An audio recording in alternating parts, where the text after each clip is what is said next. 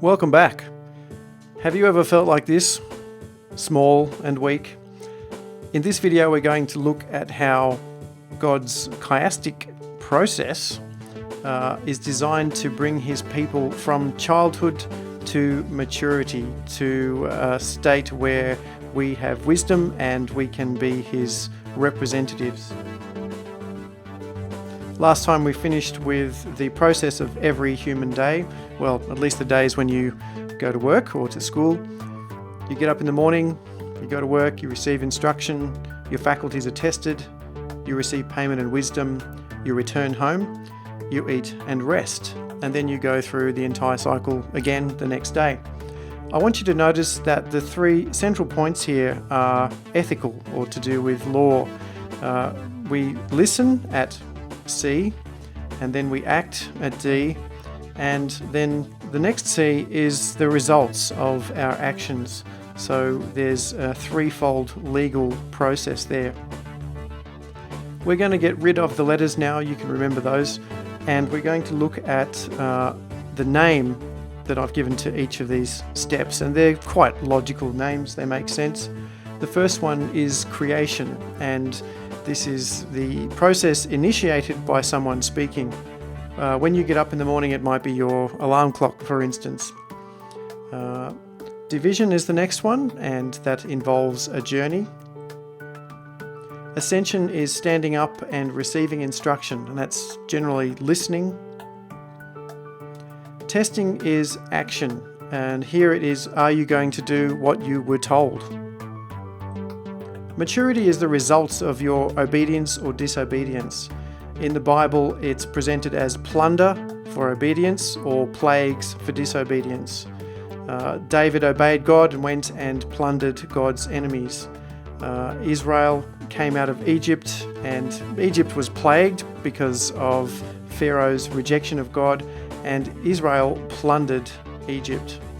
We also have the Philistines sending the Ark of the Covenant away because it was causing them problems, and they actually sent plunder, gold, in the shape of plagues. Conquest is returning home, hopefully triumphant, and glorification is eating and resting. That's the big party at the end. If we align this sevenfold structure with Israel's journey from Egypt to Canaan, the rubber really meets the road, and we can see that God initiated the process with his word to Moses, his call, Israel's journey through the Red Sea division, and we can see the Red Sea symbol there, the waters divided. Ascension, the bread pictures priesthood, and we have Moses ascending Mount Sinai and receiving the law and the institution of the Levitical priesthood. At testing, Israel was forced to choose between God and other gods in the wilderness, and we had fiery serpents and human serpents as well, false prophets.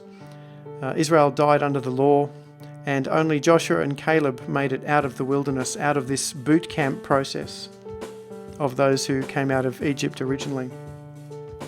At maturity, it's Israel herself who is the plunder. At the beginning, Israel marched out of Egypt in military formation, but they said, we're just grasshoppers. They didn't have the faith to be locusts, if you like, and take the land. So it was delayed for a generation. At maturity here, this is military, and this is very often the military step. Moses repeats the law to a new generation. And if you notice, it's Moses speaking now, not God. Ascension is listening to God, and maturity is speaking for God. It's prophetic. At conquest, we have Jericho destroyed and offered as the first fruits of the land to God. No plunder was to be taken. And glorification is Israel finally at rest, freed from slavery in the promised land. One thing we should notice here is the correspondence between division and conquest. At division, at Passover, Israel was under the sword. God's angel bore the sword, and Israel was covered, protected. But at conquest, who's bearing the sword? It's Joshua and Israel. They have qualified through this process, this ethical process of boot camp, and are now bearing the sword as God's representatives and carrying out judgment upon the Canaanites. We should also notice that God brought Israel out of Egypt when Israel was ready, but also when Canaan was ripe for judgment. We not only see this pattern in the big picture, but also in each small picture. And Exodus 17 is quite an easy one.